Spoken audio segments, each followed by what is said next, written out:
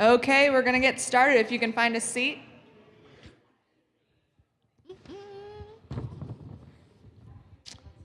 Raise your hand if this is your first time at 1 Million Cups. Awesome. Well, welcome. A little rundown of how it goes. We have two presenters. They present for about 6 minutes, and then our expert panelists ask them questions, and then we'll open it up to the audience for questions. So if you have a question, just raise your hand, and we'll come over to you with the mic. First, take out your cell phone, and please download the 1 Million Cups app. We use it. You can check in, and you can give feedback directly to the presenters, which I'm sure they appreciate. And I'd like to introduce our two panelists, Matt Brummett and Katie Castro. Where are they? Yeah. If you guys want to introduce yourselves. Hello. I'm the COO of Answer Media, a digital media company here in Kansas City. Hi, I'm the Director of Membership at Nonprofit Connect. Awesome. Welcome. Thanks for being here. And Courtney's has a little announcement. So for 1 Million Cups, we are actually, in September, we are challenging 1 Million Cups of Fargo to an attendance challenge. So each week in September, we are going to be counting attendance at 1 Million Cups. And so I'm going to play a quick video from Wendy Gillies, who's actually challenged Fargo to this fun event.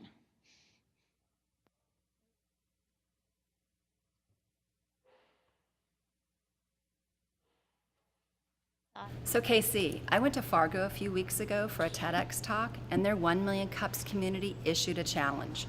Which city can rally the most community members at 1MC each week? So throughout the month of September, we'll track attendance at 1MC every week. The losing city will have to rep the other city's shirts.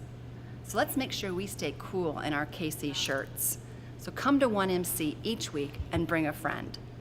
Let's show Fargo how Kansas City 1MCs.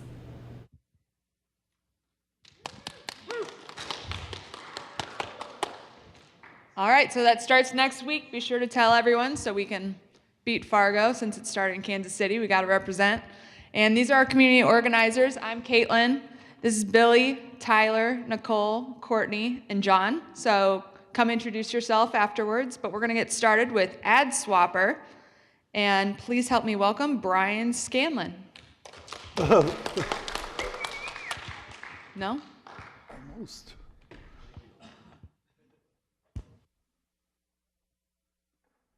So I'm not Brian. Hi, everybody. My name is Amos. I'm the CEO and founder of Ad Swapper. And in the next, I think, 6 minutes, I'm going to try and explain what Ad Swapper is.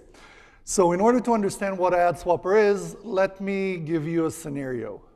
Imagine you're walking down the street and somebody just approaches you and says, hey, I want to sell you underwear. Tell me the color of your underwear. You're going to go like, what? No.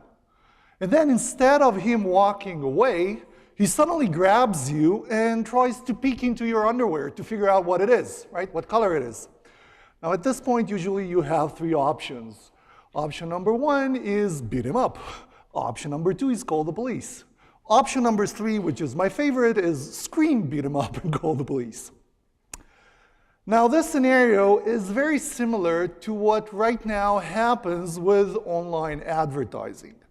Advertisers and brands want to sell you something, a product, underwear. In order to figure out what you want, they're trying to get information from you. What happens is that obviously you have no interest in cooperating, and therefore they're trying to figure out what you want. They're invading your privacy. They're figuring out who your friends on Facebook are. What did you tweet this morning? What did you have for breakfast, right? All of these things to build a very sophisticated algorithm to figure out what's the color of your underwear. Now, let's look at a different scenario, okay? You walk down the street one day, suddenly somebody comes over and says, look, I want to sell you underwear. Here's $50. Would you please tell me the color of your underwear? I'd probably tell him the color of the underwear. I'd bet that most of you would also give him the model and the color, not only the color, the size of the underwear. Why is that? Because now you're not targets anymore. You're partners. You're getting something out of this.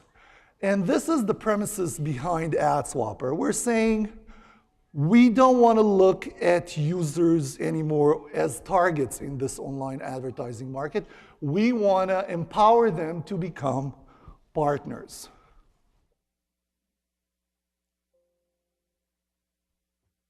Okay, doesn't work.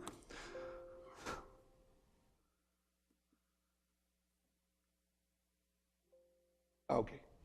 So empowering users to become partners in the online advertising market, that's what we want to go to.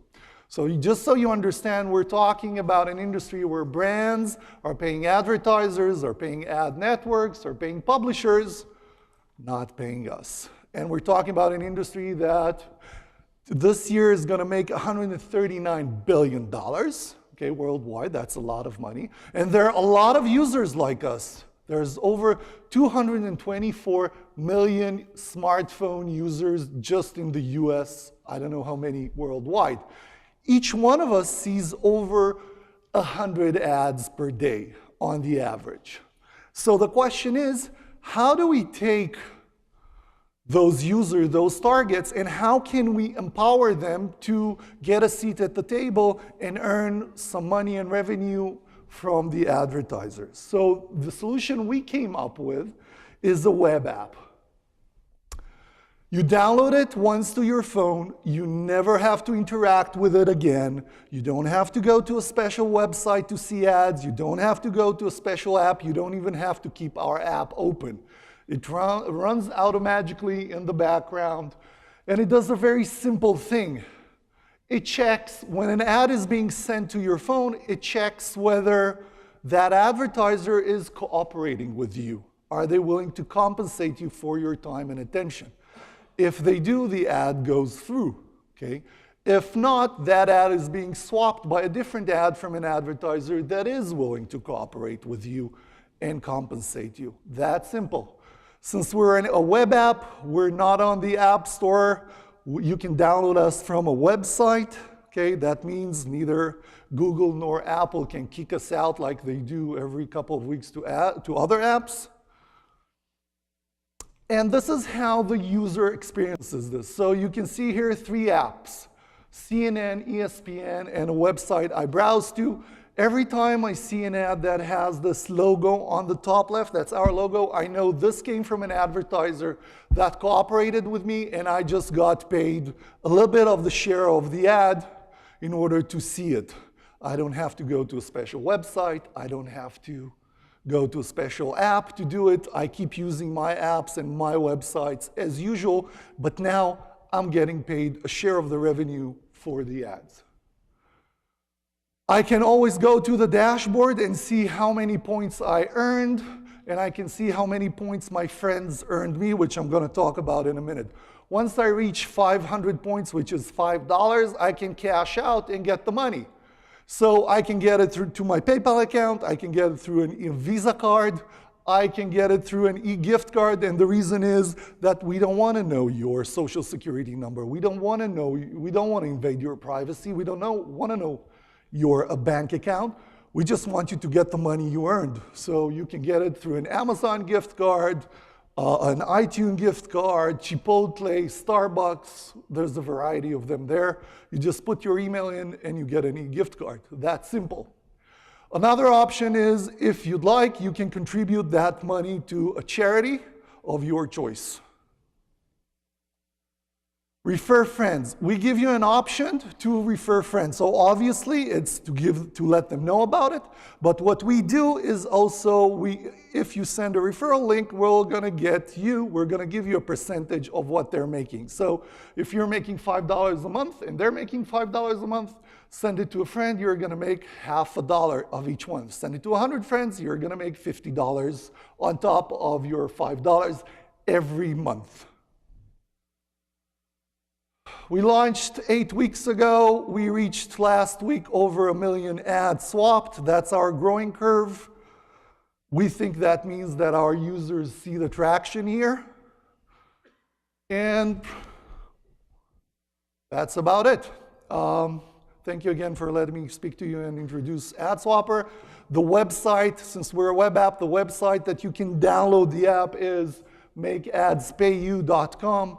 Go there, download the app, start earning money, and start swapping ads. Thank you.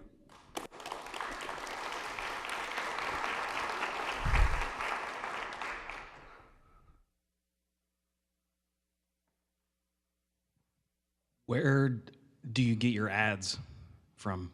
Advertisers. They come to you? We contact them at this point. They haven't heard about us. We're too small, but we contact them, our business development, sign contracts with them, just like any other company out there. What portion of that do you share with the publisher who's actually providing the content? So it really depends per the advertiser and the publisher. Okay? Each one of them depending on how much are they willing to cooperate and give the user. We see ourselves as the agents of the user. If you're LeBron James or Kim Kardashian and I'd like a piece of your time, I'd have to go through your agent and negotiate your time. We're those agents, we're those gatekeeper for the users. You're an advertiser, you want to show something to an ad to the user, you want to get a piece of their attention and their time, you got to negotiate it with us so we can pay the user. But it's the publisher's website, correct? Sorry, the publisher? But the publisher is the one providing the content to the user. Not the ad, the content. So Sure. the online advertising world works in a way where publishers provide the content, but the ads themselves, they have no control or very little control of the ads. They're provided by advertisers. Okay. So there's a difference there. We don't touch the content. We don't change the content. We don't interfere with the content in any way. But the publisher misses out on revenue that they would get from their own ads normally. The question is here, is the publisher willing to and the advertiser, obviously, are they willing to cooperate with the user? It is, again, the idea is that the user becomes a partner. If the publisher and the advertisers are willing to cooperate with the user, nothing happens. They all share in this. If not, then just like ad blockers are, think about ad blockers. Ad blockers are right now burning, it's a model that How is is this burning different down from the, an ad blocker? excellent. Ad blockers are burning down the house. Because if you remember the chain, if you put an ad blocker, nobody makes money. Publishers, advertisers, nobody makes money because nobody sees ads. The ad blockers make money. That's right. Great business model for them. But we're thinking about the users and the advertisers and the publishers, and we're saying, hey, if you all play nicely together, if you cooperate and share in that revenue, then everybody makes money. So in a way, we're the solution or the sane alternative to ad blockers. We give the users control, but at the same time, we compensate and make sure everybody gets paid. How does a publisher cooperate with Contacts us or through their advertiser. One of two options. What's your strategy for user acquisition? Oh, so we have both organic and paid. Our organic is pretty simple. If you send a link to your friend, you're going to make 10% of what they're making. Before you ask, it's not a pyramid scheme. We don't do multi-level. It's just that. But that means that you have an incentive to send it to a lot of friends because, again, 100 friends, $50 a month. That's pretty, or you can get to around $50 a month, right? So that's the viral. The other one is paid, just like anyone else. And Thank you. performing here, or sorry, giving you this presentation is another part of it. What is the process of removing yourself from this? If you decide this isn't something you want to be part of anymore, You uninstall us. and there's nothing hidden along the side where ads are going to come in, is there a way more ads will come? Oh, no, no, no. In no way do we control the number of ads that you see. Okay, we do. There are websites and apps out there that tell you, hey, we're going to show you more ads and you're going to get paid for them. But who wants to go to a TV channel or a website just to see ads, right?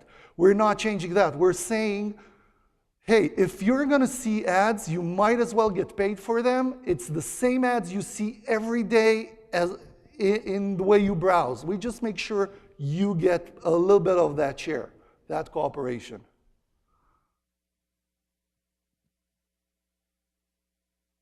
Thank you. Middle, is this working? Okay. Are you able to measure performance so that you can demonstrate to the publishers or the advertisers that you have higher conversion? Sure. Or more eyeballs? More than that, it's not us that measure the performance, it's our advertisers that measure the performance, just like they measure any performance for every publisher out there. So it's a third-party validation of what we do. Question back here. Yep.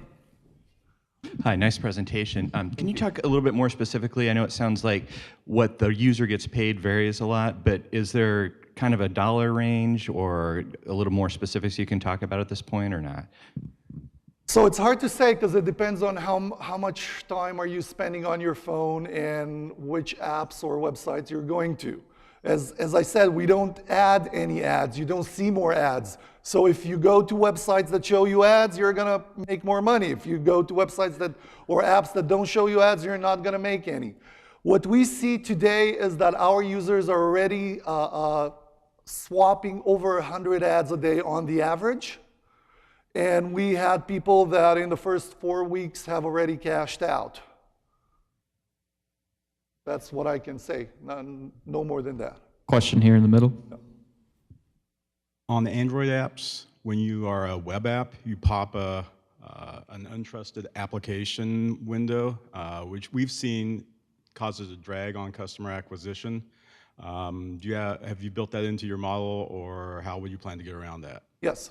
So that's a great question. The answer I always give to that is that 25%, over 25% actually, of users that get into our funnel are installing the app, and our churn rate is under 20%.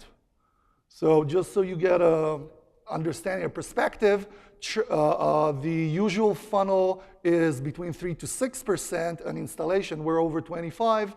And the churn rate is usually 70% in the first 7 to 10 days. So we've been running over 8 weeks. We see a churn rate between 10 to 20%. And we think that that churn rate is mainly because some people are not swapping ads and not that they uninstalled. Question in the front. Oh, sorry. Definitely an interesting presentation, and I'm amazed at the growth you've had. So could you walk us through the revenue model for AdSwap? Yes, so I gave the example of the agent. So just like any agent, we get a share of the revenue that we're making for our users, which we think is an excellent model because then our interest is aligned and keeps being aligned with our users. Our interest is that the users make more money, so we can earn more money, which keeps us honest with them. Question right here. A twofold question. First of all, is your software working on desktops, laptops, or is it strictly phones? At this point, it's mobile. That's the fastest growing market, especially for our target audience, which is 16 to 24-year-olds. There is no reason why we won't be able to go to later on to desktop. The migration is pretty small. We're just starting, so we got to focus on something, right? I'll give you another market that I haven't mentioned here, smart TVs. Okay, streaming video, smart TV, cord cutters, online advertising in video. Why wouldn't you be watching a movie and every time they show you an ad, make a couple of cents out of it? That makes sense. I'm one of these old-fashioned guys, and I don't watch anything on a small screen other than answering my phone. The second question is, what are the statistical odds right now for seeing your little logo and participating in your activities? So, step number one, you got to download the app, otherwise zero, right? But once you download the app, right now we're covering about 10% of the ad traffic out there. And we plan in the next year to cover about 50%, to grow to 50%. We got a question in the back. Can you so you showed that a day there's about 100 ads that each person see on average. So is it a matrix where that the user can convert that to like a dollar value? For example, let's say I watch 200 ads per day on average. How much money would I make? Or it depends on what ad I'm seeing and how much the publisher willing to pay me. So So if there's no clear performance matrix on how much am I getting paid, then why should I be using your app? Because maybe each of that I watch, I only get like a fraction of a cent, which is not worth it to install your app because the money I bring in is so low. Fair enough. So let me start with the first part of the question. How do we determine how much money you're going to get? The answer is we don't. There's an online bid. The whole advertising industry works this way. Okay? There's exchanges that do online bids. So every time you see an ad on your phone, what happens is that advertisers bid on it. Okay? There are many types of bidding, but that's what happens. So according to who you are, what's your demographics, geolocation, a lot of features that they may know about you, they're bidding and determining how much they're willing to pay you. Okay, so it's really not up to us. As I said, we're not deciding which ads to show you. Okay, you don't see more ads, you don't see less ads, you see exactly the ads that you've seen before. You just now get a piece of whatever the price was there. Okay, now the second part is why should you do it? Because the answer is double. One, because you're watching those ads anyway, so why wouldn't you get paid for them? Okay, what do you care if it's a cent or $10? It's there. It's a passive revenue stream, right? The second way is that we offer our users, because as I said, we're your agent, we're interested in you making as much money as you can. So we're offering you the ability to increase the amount of money you're making by trying to tell advertisers, hey, I would rather watch ads about travel rather than, and stop showing me the ads about Viagra. It's not interesting for me. Now, what happens is that once they know you want to watch ads about travel, there's a brand out there that is willing to pay premium because you're their target audience. That's what they're advertising for. They're paying premium, advertisers are making more money, publishers are making more money, but so do you. And at the same time, you see ads that are relevant for you. Okay, make sense? Question up front. Good morning. Morning. So how many participating clients do you anticipate needing to have positive cash flow? And talk to me about overhead for your operation. I find it always hard to answer that question, mainly because we're in an internet scaling economy. So what you're basically asking me is a dual question. One is, how much money you need in order to cover every user? Every user pretty much covers itself, its own cost. How much money do we need in order to bring in more users depend on our cost of acquisition. Look at Facebook, Twitter, Google, Snapchat, WhatsApp. Half of them, WhatsApp was sold for what, $18 billion? Haven't made $1 till then. So does it really matter where I break even? On a business model, we break even or we make money from day one of every user because they install the app, they start watching ads, they earn money, we earn money. That's our model. Question on the right. Dumb consumer here. So I go to the site on my Android phone. Here's what you need to do to get control and get paid. Click the link in a text message. Make sure you're using Safari. You said I didn't have to interact with Apple, but I don't have an iOS phone and everything. Is it Safari only? Okay, actually what I said is that once you install the app, you never have to interact with it again, to be exact. Okay, and you don't. The reason you got that message is because our version right now runs on iOS and not on Android. In 6 months, we'll have an Android version.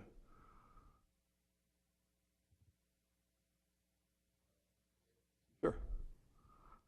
I think I heard you say that the users have an option to donate this money. So do you get any sense so far on whether or not people are taking you up on that? And if so, what's happening with that? So please take into account that we launched 8 weeks ago. So everything I say gotta be, has its own caveats. We do get interest from nonprofit organization to cooperate with us and use our referral code for this. Okay, this is more of, well, we have to either reach out to them and make an agreement per organization, so it takes slower. Right now, we have one organization that has participated as part of our beta program and did get the donation, and now we're talking to 2 others that are gonna come on board as more of an on-running solution for them to raise money. Yes, but we do see interest from nonprofit organizations. I think it's a great way for you to, either for a local school or for a charity or any nonprofit, to say to their members, hey, this is a way for you to donate money without actually taking money out of your pocket.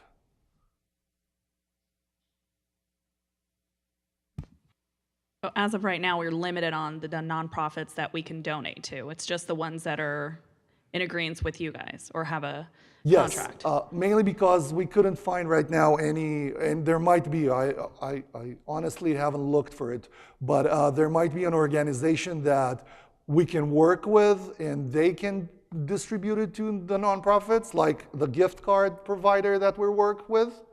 If there is something like that, we'd love to have them come talk to us. So is it donation in monetary or gift cards to the nonprofit? Because No, money. if you're saying $5 gift card, I mean, any amount given to nonprofits greatly appreciated, but $5, like, let's be real. It's hard cash. Now, if your nonprofit has one member that brings money, he brings $5 a month, let's say. Okay, he's using it and he can contribute his $5 every month. But if they have 1,000, that's gonna amount up to 5,000 every month. Now, the reason we're using gift cards is that we discovered that a lot of our users want to stay anonymous. That's the whole part of not getting invasive and, you know, and anything around your privacy. Just give us an email, or you want to give us your mom's email because it's her birthday, you want to send her a gift card, do that. And you don't have to cash out at $5. You can cash out after 3 months with $15 or whatever you earn. Again, it could be more, it could be less, but. Are you working mostly directly with brands or programmatic? Programmatic at this point. We're not big enough to work with brands. Once we grow up to have more users and a lot more ads, then we'll talk directly to brands. Users are anonymous. How do you show them better ads than what the publisher can? So, first of all, we have the same information that they provide now to advertisers. That's what they provide automatically, okay? But as long as they choose to remain anonymous and not give us any other information, they're gonna get the same rates that advertisers are bidding on them right now when they're anonymous, right? We offer them the option to give us more information. That could be in the term of, for instance, since I'm assuming you're coming from the industry, from the advertising industry, IAB categories for its preferences, okay? Or we can reach out to them through the app and do a survey or ask them specific preferences that maybe there are campaigns out there or brands that are looking for. If they choose to give us that information, that just means that we'll be able to provide them ads that make them more money. It's their choice. I'm their agent. Okay, I represent them. It's their choice. If they want to stay anonymous, they'll earn whatever they get for that. If they choose to give more information and earn more, that's what's going to happen. Are you doing mostly display ads or any video? We're currently covering banners and interstitials, and in about 4 weeks, we'll start swapping videos. Your average CPMs that you're seeing? Can we have that in a private conversation? Amos, last question, man. What can we as a community do to help you? So mainly what we'd like you to do is, first of all, download the app, obviously, try it for yourself, start earning money. But what's more important is we want to spread the ideas that as users, we don't have to be just targets. We can be partners, and as partners, we should receive a share of the ad revenue because it's our time, our attention that everybody is making money off on this, in this market, and a lot of money. Okay, that's what we want. Spread the word, help us out here, help us grow. Thank you.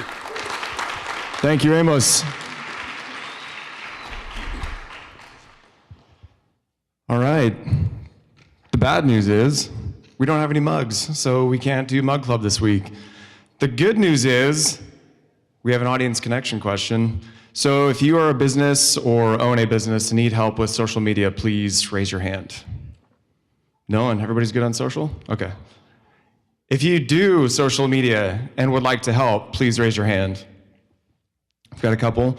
So after this is over at 10, if everybody wants to meet over here, we can connect you and hopefully take care of some business.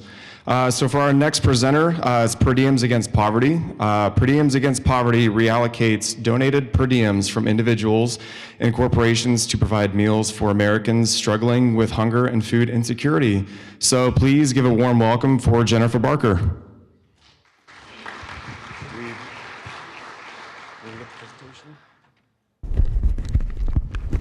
Just a second.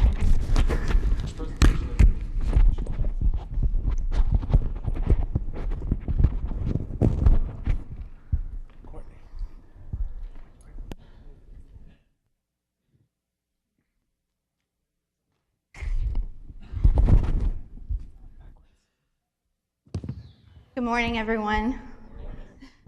Sorry for the delay. Wasn't quite mic'd up. It's been interesting. My name is Jennifer Barker. I'm co-founder and executive director of Per Diems Against Poverty. So a few minutes ago, like a fear I have, and it's really odd, came to fruition. I have a fear of my shoe breaking in front of people. I was walking to get coffee. My shoe broke just a few minutes ago. I had to go out to my car barefoot and get these shoes. Yeah, so that's how it's going right now. Anyway, so on to more serious things, that like hunger. Okay, so I co-founded Per Diems Against Poverty. It was 2 years ago in May. And basically, what Per Diems does is we reallocate, like you said, donated per diems from high net worth individuals such as pro athletes, entertainers, executives, to the Feeding America food bank of their choice nationwide. So basically, a lot of people think they don't know about Feeding America, and someone just brought up to me earlier. For example, of a Feeding America food bank would be Harvesters here in Kansas City. So that gives you an idea of how Feeding America food banks are in every community nationwide. So per diem, a lot of people think, okay, that's kind of a different word. We don't hear it a lot. A lot of people, it's easier to think of an allowance or payment made for each day while people are traveling for their jobs. So hence, that came about our vision for Per Diems Against Poverty, and we are fighting for the day when no American goes hungry. This is my co-founder and I, and the way this came about, Brittany Hodak, who's also my first cousin, she was on Shark Tank and received per diems while she was there, and that's kind of how the idea came about. So basically what we're trying to combat here is 1 in 7 Americans currently struggle with hunger. That's 48 million Americans that have to choose between food and other basic necessities every single day. And it's a very sobering fact, but like I said, this is our mission, and we actually rely solely upon private donations to cover our overhead expenses. 100% of all the per diems that we receive go to our cause. We don't take any percentage of that, which is very, very rare. But the way we're able to do this is that we partner with the food banks and partner with Feeding America. Shortly after incorporating, we reached out to Feeding America because a lot of our core values sync up with theirs, and we thought, why create our own system and distribution network when one already exists and is very efficient. So in order to keep our overhead expenses low and to be able to do as much good as possible, we partner with Feeding America and work with their food banks. And Feeding America food banks actually currently serve 46 million Americans nationwide, and these are people that you see every day. And a lot of people think that here in America hunger is not an issue, but that's very untrue. And Many of the people, as far as the people I've talked with at food banks, the families that they work with are employed. Often, most of the time, both parents work. They're just not able to make ends meet. And this is what 46 million Americans look like. It's equal to the entire population of 24 US states. That's almost half of the country who's depending on food banks to provide food for their families. And it's just something that a lot of people don't realize is so pervasive here in a country where we have such limitless possibilities and extreme means. And in this number, this includes 12 million children and 7 million senior citizens. And so these are people also that actually cannot provide for themselves. They're not able to work. And so this is why many of these families and individuals are depending on Feeding America and their food banks. And as I said, with Feeding America, one of the reasons that we partner with them is because they have 200 member food banks nationwide, including Harvesters here in Kansas City, that serve a region or very large geographic area, and they operate 60,000 food pantries and programs nationwide. And this kind of gives a little demographic, gives you an idea of what they do and a lot of the programs that they're involved in.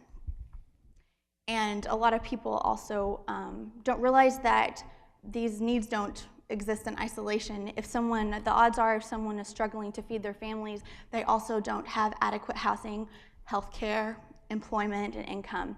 And that is another reason that we chose to partner with Feeding America Food Banks, is because they actually are very good about working with other nonprofits in the area.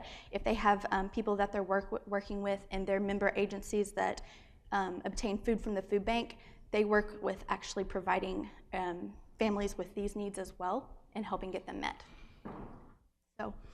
And here's where we come in. Per diems are a previously untapped resource of funds used to fight hunger. There's no other nonprofit, to our knowledge, that is doing this, and that's hence the newness of this. And then it's also also been something that is kind of a different idea for even Feeding America and these larger nonprofits, because they think, wow, we didn't really think about this, but how are we going to make this happen? So based on the 2015 union mandated per diem rates designated by their contracts, we've been targeting for the past 2 years mainly professional sports due to our limited means in trying to tackle this market and spread word in this particular sector. And this kind of gives you an idea of if one player from each of these major leagues donates their per diems for one season. If one player from each of these leagues, that's 201,806 meals that can be provided. And that's just one player from each league. So you can do the math on the difference that these per diems can make if used wisely. So I'm going to go ahead and go over the ways that you can help today. I've personally been able to meet with people and see the difference that we were able to make in such a short amount of time, even in my hometown. And people have reached out to me, and just from doing virtual food drives, and I've seen the difference this can make between someone being able to feed their children that day and them not. So this is a very important issue. Basically, what we really need is help marketing our program to professional athletes, and which is one of the reasons I'm here today in Kansas City. Being that there are pro teams here, there has to be someone in this room who is connected to a league or someone in that league that knows players that can get the ball rolling and get us connected with the food bank so that we can help people here in the Kansas City area. So also we need help obtaining funding for our programs. Like I said, we reallocate 100% of all per diems that are donated. We don't take any percentage of that, and we've been dedicated to that for over 2 years. And I'm not gonna lie, it's difficult because private funding and grants are very hard to come by, especially for a new nonprofit. So we could use help with obtaining funding. And also liking our Facebook page, following us, sharing on social media, and just spreading awareness about what we're doing and about hunger in general. And then also, I implore you to visit, volunteer, and donate to your local food bank, because food banks also rely so much on their volunteers in their community and the generous people that give their time, that are, stocking and getting boxes ready to distribute to the community. So they are always in need of volunteers who are willing to help. So I just want to thank you for coming today, and this is something that is so near and dear to my heart and something that I'm very passionate about. And so if you want to join me in that passion, I encourage you to contact me. There's my email address. Follow us on Twitter, and you can visit our website if you want to and get in touch with us that way as well. So, thank you.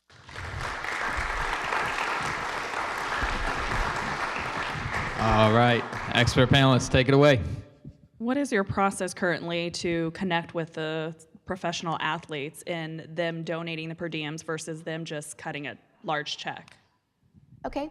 What we've done so far, we, for example, we partner with Curtis Granderson, who plays for the New York Mets.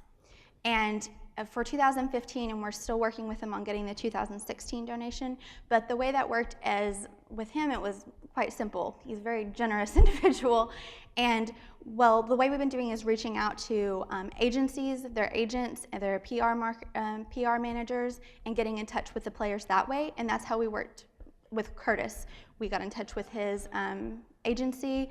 They let him know what we were doing, and he literally overnighted us a $10,000 check, which is the amount of his per diems for 2015. One player, mind you. That's, you know, that's a lot. And that alone, he actually wanted his donation divided among 5 different food banks in Illinois, New York. And so what we do is we divide that amount. Previously with Curtis, that went to Feeding America Corporate. I sent them a report saying where we want these funds to go, and they distribute those amounts to the food banks. So that's how we've been working with the players on getting that to work. And it's not an all or nothing scenario. A player doesn't have to do what he did and donate the entire amount. It can be 50%, it can be 25%. It's not an all or nothing scenario. They can give as much as they feel led to. So, but that's how we've been working so far, is reaching out with them through the agency level. Have you thought about reaching out to the league offices or the Players Association of those leagues? Yes, and we have. That's a funny question. Actually, that's originally how we were working. For the first almost year that I was trying to literally just be a sleuth and figure out the right people to contact and get in touch with at each of these individual teams and at the league level. I developed really close relationships with several PR people at each club in Major League Baseball.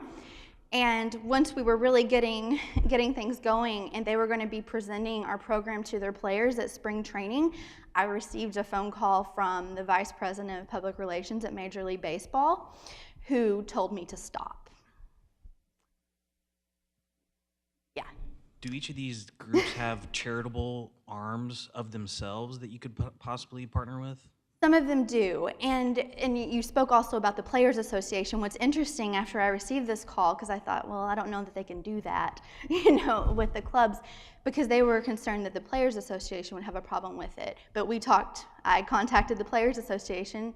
They 100% support what we were doing. I got them to write that out for me to say, I think what you're doing is great. And each of the leagues do have certain organizations that.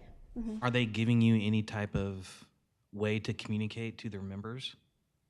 Not at this time. Not at this time. It honestly, after at that level of Major League Baseball, when they tell their teams, their clubs, to stop talking with a nonprofit, that's pretty well where it stops. I actually, even after that conversation, reached out to a team I had several great conversations with. Like I said, planning on letting our players know what we were doing, to see if anyone wanted to donate for the season, and I received an email back from her saying that she was told not to communicate with me anymore. So, and a lot of that stems from per diems are mandated by the unions and part of the contractual agreements with the players, between the players and the clubs and the league.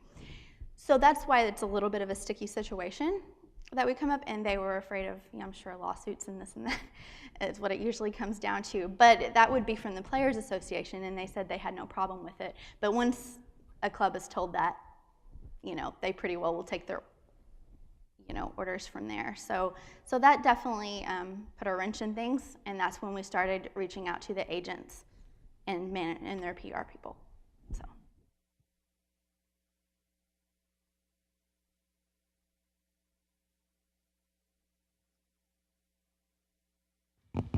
Okay, that's it. Thank you very much. We're going to turn it over to you guys. If you have any questions, please raise your hand.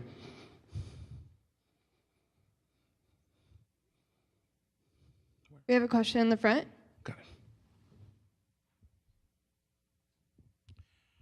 Hi there, nice presentation. I was wondering, because the mission was mentioned that you're looking for access to high net worth individuals, the number of individuals, if we show $1 million as a high net worth individual, the majority of those individuals are not in major league, major sports of any kind.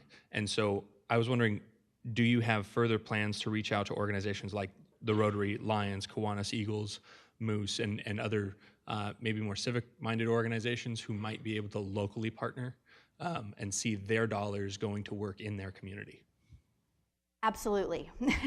This is literally phase one, and with pro sports, it made sense in the way their per diems are broken down in that they travel so much. So there's a per player, the number of per diems that they receive per season is so much higher, and that's why originally we sought this. But we definitely have had plans to reach out to corporations and other civic groups, and it's not necessarily just for high net worth individuals. Anyone can donate who receives per diems. It's just that's given the means that we've had up to this point and our limited resources. It's kind of, you have to pick and choose what industry that you're going to focus on at that given point. So we do have plans on going forward and reaching out to other industries. I've had talks with some production companies in Los Angeles and getting them involved, and I was actually able to have a sit-down meeting with one previously and trying to get into that industry as well. It's just kind of a matter of being able to, quite frankly, afford to do it. So, but yeah, I would definitely have plans to do that in the future. We have a question on your left.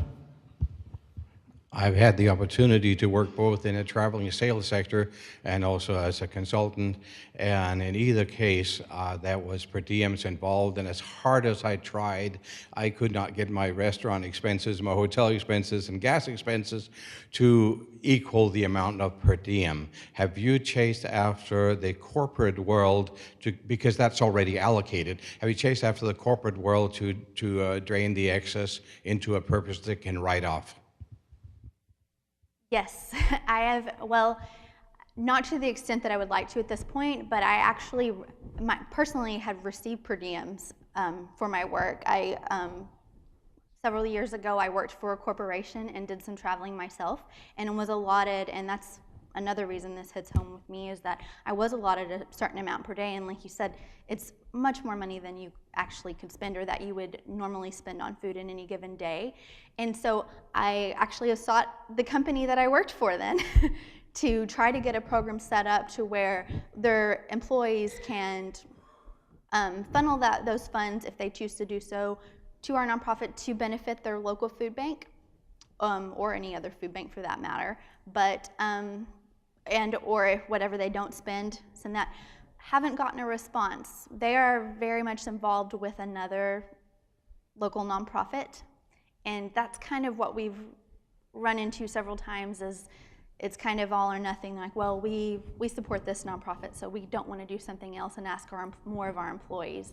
So that's kind of been the problem with that. But I've reached out to several corporations and had some, generated some energy there, but it's just a matter of getting them to say yes and move forward. We got a question in the back. So poverty and hunger isn't anything new. There's lots of people in the marketplace trying to solve this problem, yet you're bringing some disruptive ideas to it. And we've heard about how you're trying to partner with existing organizations, some in the hunger space, some maybe not in the hunger space. Explain to us maybe some lessons learned on how, when you're trying to disrupt an existing marketplace, yet you're trying to bring partners from that marketplace in. That's got to be challenging. What is maybe something you've learned that the rest of us can benefit from? It has been challenging, and some of the challenges I've even mentioned when you're trying to bring a new idea to something. And partly, and we've even had some roadblocks in partnering with another, larger organization. And sometimes things don't go as efficiently as you would like. And also, I think when we first partnered, we had anticipated a greater support from that network.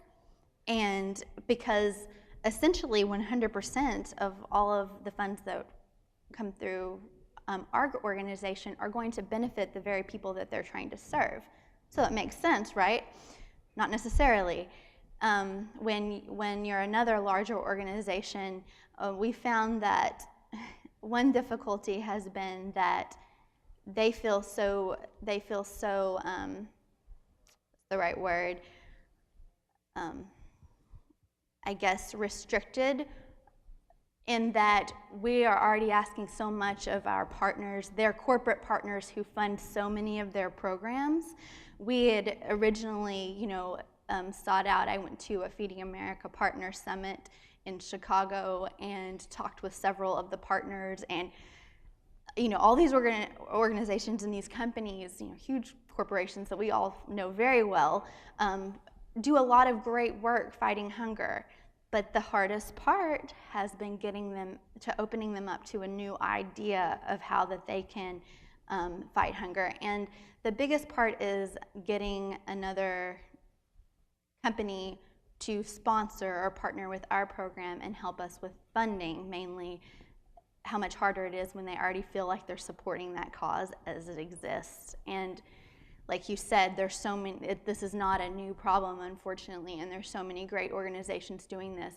But seeing as this is a previously untapped resource of funds, honestly, initially we thought, wow, this is going to be a snowball effect. Who wouldn't want to help, naively? So, but like you said, and then it was the last thing in my mind, thinking that someone from that level in professional sports would call me on my cell phone and tell me, to stop doing what I was doing. So, there's a lot of naivety, I think, in that, because a lot of these organizations are, they fear losing their own stewardship base for their organization. So I think a lot of it's generated by fear. All right, we got a question in the front. Hi, great presentation. This is definitely a cause that a lot of people can get behind, obviously, but hearing that you've had some trouble moving forward, how many successful donations have you had go through your program? Well, last year we were able to provide over 120,000 meals to different food banks nationwide. This year we're on pace to do over 150,000 meals. And then that's not including in-kind donations and food drives and things of that sort. We've had several players partner with us, and like I said, it's not on the all or nothing level like Curtis gave, but we've partnered. And speaking to what he was saying about being disruptive, what's interesting is we were able to partner with, I don't know if anyone in this room has heard of the Big Three. It's a new 3-on-3 professional basketball league that was founded by Ice Cube. Yeah. So it's new. This was the first season, and actually, what's interesting is when you have another new entity that's starting, and they're so much more receptive to new ideas, and that's what's interesting is they actually reached out to me, which was great, with one of their players who was wanting to donate in each of to the food bank in each of the cities that they were playing in this summer. There was 10 different cities, and we were like, yes, this is amazing. And not only did they want to donate to these food banks, and he wasn't actually, they didn't even receive per diems this season. So he was just very passionate about giving back to his community, and they actually organized several events within each city, and he was able to go and visit each food bank, try to spread awareness about hunger in that area. And Target got involved, and at a couple of different Targets so far. They're wanting to do it in each major city, but they had an event where he was present, and Target matched his donation in gift cards, and they had children from the community who were served by the food bank come and be able to shop with those gift cards at an event. So, it's things like that, and they were very receptive to the idea as well. And so it's very interesting that you have a new league who's very willing to partner with another new organization and try to support each other. And so I think there's a lot of possibilities there. Question in the back. I love your mission. I'm still a little bit confused though. So with the people you've worked with so far to make donations, have you literally set up a program where they can donate their per diems, or have you just provided them the opportunity to cut a check equivalent to what their per diems would be? So far they have just cut a check in what their per diems would be. We have sought these different avenues within these leagues to set up where they can literally just, their per diems, they don't even actually see them. They're coming straight from at the league level, and then they would come to us and we would direct them to the food bank of their choice. That is in process. We just haven't had anyone that's been interested in going that route as of yet, but that is something that initially we foresee doing. That was in our plans, was that we could actually just have that automated where those per diems were donated as they came. So why have you made the decision to continue working toward that as opposed to just being a relationship builder between corporations and interested individuals and food banks, like you have been thus far? Well, I wouldn't even say that it's been a conscious decision, honestly. I've learned so much in the last 2 years, and this all came from just feeling led to help solve this problem, or to at least play a part in it. And it's kind of it's evolved that way, but it's not something that I've consciously, decided to do, honestly. It's just, in the opportunities that have presented themselves, I have to seize those and go from there, because when you're new and then you have limited means and then are essentially kind of doing this solo and don't have a lot of connections, you kind of take the opportunities that you can get, so. Question in the center? Well, I think this is a very good idea and, excellent cause. And I like your name of your organization. It reminds me of Cards Against Humanity, but it's more uplifting and friendlier. My question is, I've worked in the corporate world all my life, and the companies I've worked for, they didn't give me per diems, and I did a lot of traveling. They would reimburse me for meals just as long as they were reasonable and I wasn't buying $500 bottles of wine and things like that. But so how do you handle those situations where the individual or the company wants to participate, or how do you approach them when they say, well, we don't get per diems? Do you have alternative suggestions for them? Yes, actually. In that kind of situation, a lot of employees will just be given a corporate card, when they're traveling, and use those, and then they turn in the receipts, for example. Or, like you said, you turn in the receipts and get reimbursed. So one idea we had for situations like that is that when an employee, when they are finished with their traveling, they turn in the receipts to the organization, rather than the organization reimbursing them, that employee can sign up and sign to donate their per diems. And so rather than the company or corporation reimbursing the individual, those funds that they turn in on the receipts would actually go to Per Diems Against Poverty. So that is how we plan to approach that situation. Thank you. Final question. What can we as a community do for you? Well, just what I mentioned. Help with spreading the word about Per Diems Against Poverty. We have had limited marketing abilities up to this point. We were very fortunate that we were able to be on CBS this morning on a segment with Curtis Granderson, and we really thought, honestly, that would be like the big moment, and then it wasn't. So we thought we would get a lot more response from athletes, because millions of people every morning watch that show, and we thought there would be a greater response from that.